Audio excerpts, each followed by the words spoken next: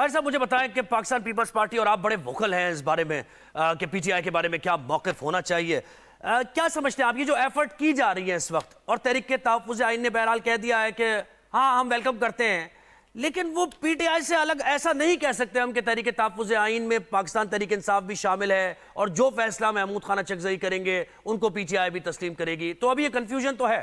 دیکھیں، پہلی بات تو یہ کہ آپ نے خیبر پختونخوا کے گورنر کے حوالے سے جو سٹیٹمنٹ دی ہے، میں کہتا ہوں صحیح طریقے سے آپ نے نہیں دیا۔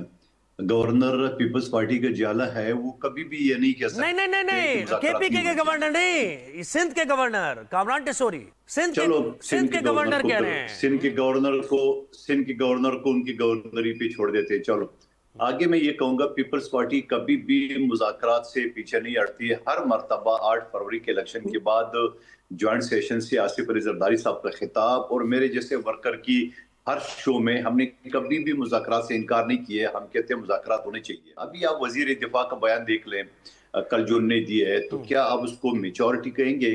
کیا آپ اس کہیں گے کہ ایک ملک کا وزیر دفاع اور سینئر مسلم لیگ نون کا وہ اس طرح سٹیٹمنٹ دے؟ لیکن میں یہ کہوں گا، پھر بھی میں کہوں گا، چاہے جتنی بھی سخت سٹیٹمنٹ نون لیگ کی طرف سے آ جائے یا پی ٹی آئی کی طرف سے آ جائے، اور پھر علیمہ بی بی نے ایک فرمان تو جاری کر دیا، اس کو آپ نے بولا ہی نہیں ہے کہ جو مذاکرات کرے گا اس کا پی ٹی آئی سے کوئی تعلق نہیں ہے۔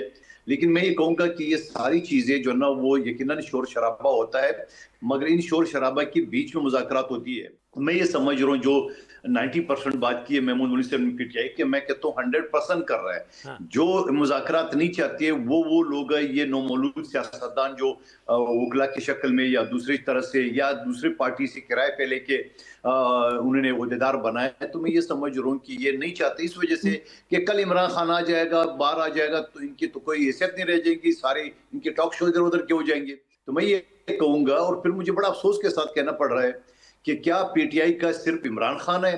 کیا شاہ محمود قریشی، یاسمین راشد صاحبہ، جس کے تمام پاکستان مجھ سمیت اس کے لیے ہمارے ہمدردی خاتون ہے، ایک ڈاکٹر ہے اور کینسر کی مریض ہے، اور پھر وہ چیمہ صاحب اور چودھری صاحب جتنے بھی لوگ ہیں، وہ بیچارے تو پوچھنے بھی نہیں گئے۔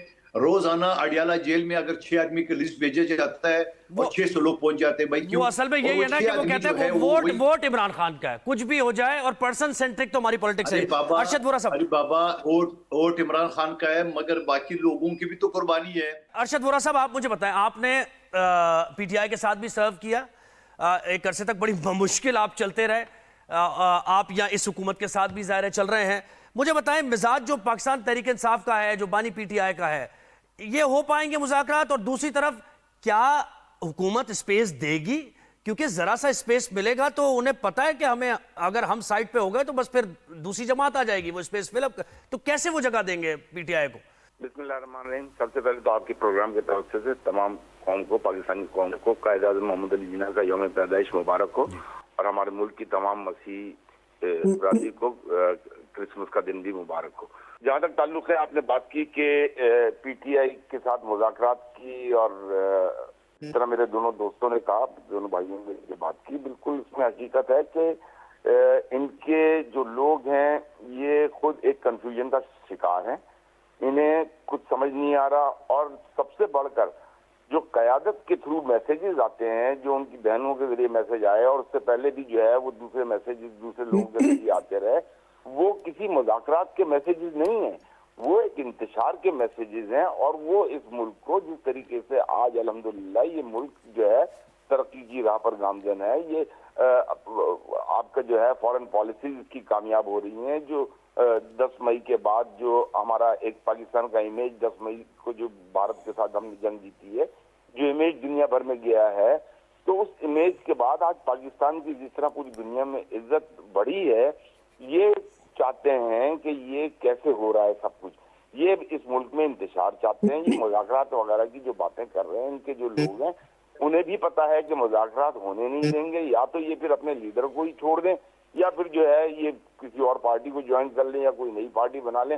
پاکستان تحریک انصاف میں نہیں سمجھتا کہ کسی مذاکرات کی حامل ہے، یعنی یہ ایم کیو ایم کا اسٹیٹڈ موقف ہے جو گورنر نے دیا ہے۔ اچھا، گورنر ویسے آپ ہی کیا ہے نا، یہ بھی ایک بڑا مصطفیٰ کمال صاحب تو پتہ نہیں بہت بڑی کانفرنٹیشن ہے ان کے ساتھ، ان کا جو اسٹیٹمنٹ ہے اس کو اون کر رہے ہیں آپ کی، یہ صحیح آفیشل ہمارا کہ پی ٹی آئی اس وقت جو کام کر رہی ہے مذاکرات کے لیے نہیں تیار ہو؟ نہیں، بالکل ڈیفینیٹلی، میں بات یہ ہے کہ پارٹی موقف کی بات کر رہا ہوں میں کہ پی ٹی آئی جو ہے وہ مذاکرات نہیں چاہتی ہے. پی ٹی آئی کے جو لوگ مذاکرات کرنا چاہتے ہیں اگر وہ مذاکرات کر کے کوئی فیصلہ کریں گے تو وہ اس کو اون کوئی نہیں کرے گا, پارٹی اس کو اون نہیں کرے گی. تو پارٹی کو اپنے اونر کو چینج کرنے کے بعد پھر مذاکرات کی بات کریں تو پھر یہ شاید کہیں میں سمجھتا ہوں کہ معاملہ آگے بڑھے. ادروائز یہ ناممکن ہے کہ عمران خان کے ہوتے ہوئے یعنی -1 وہ جو آپ کی جماعت میں ہوا وہ -1 کی آپ کہہ رہے ہیں بات. صحیح ہے, صحیح. It's not -1, it's change of leadership. جو لیڈر ملک کے خلاف ہو, جو لیڈر ملک کے استحکام کے خلاف ہو, ملک کی سلامتی کے خلاف ہو, وہ آپ کی جو صورتحال دیکھ کے آپ کی صورتحال دیکھ کے وہ -1 کی طرف 10 دفعہ سوچیں گے کرتے ہوئے, جو آپ کی صورتحال -1 کے بعد ہوئی ہے آپ کی جماعت کی. محمود صاحب مجھے بتائیں, کافی زیادہ آپ یہ چاہ رہے ہیں کہ مذاکرات پاکستان تحریک انصاف کے اور حکومت کے درمیان ہوں. اب آپ نے ایک کمیٹی بھی بنائی ہے اور ملاقات بھی ہوگی. کوئی امکان ہے اس بات کا کہ مذاکرات کسی صورت آغاز ان کا ہوگا اور کسی نتیجے پر جائیں گے؟ بسم اللہ الرحمن الرحیم. دیکھیں مذاکرات تو ہونے ہیں, آغاز کب ہوگا یہ کہہ نہیں سکتے, مگر بنا مذاکرات کے تو کوئی چیز حل ہوگی نہیں. اگر وہ سوچ رہے ہیں یا کچھ لوگ ان کو کہہ رہے ہیں کہ سڑکوں پہ یہ مسائل حل ہوئیں گے تو یہ ناممکنات میں سے ہے.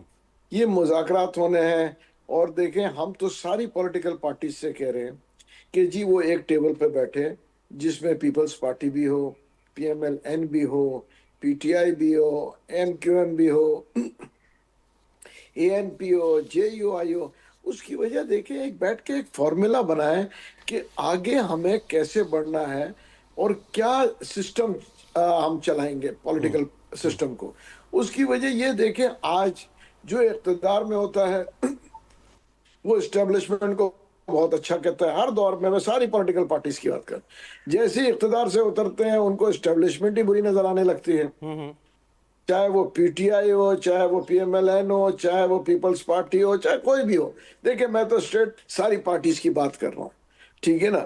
تو اب ان چیزوں کو اگر بیٹھ کے ایک جیسے پہلے بنایا تھا میثاق جمہوریت, اس کو آپ ایکسٹینڈ کر دیں یا کوئی نیا ورژن دے دیں, بیٹرمنٹ کر دیں.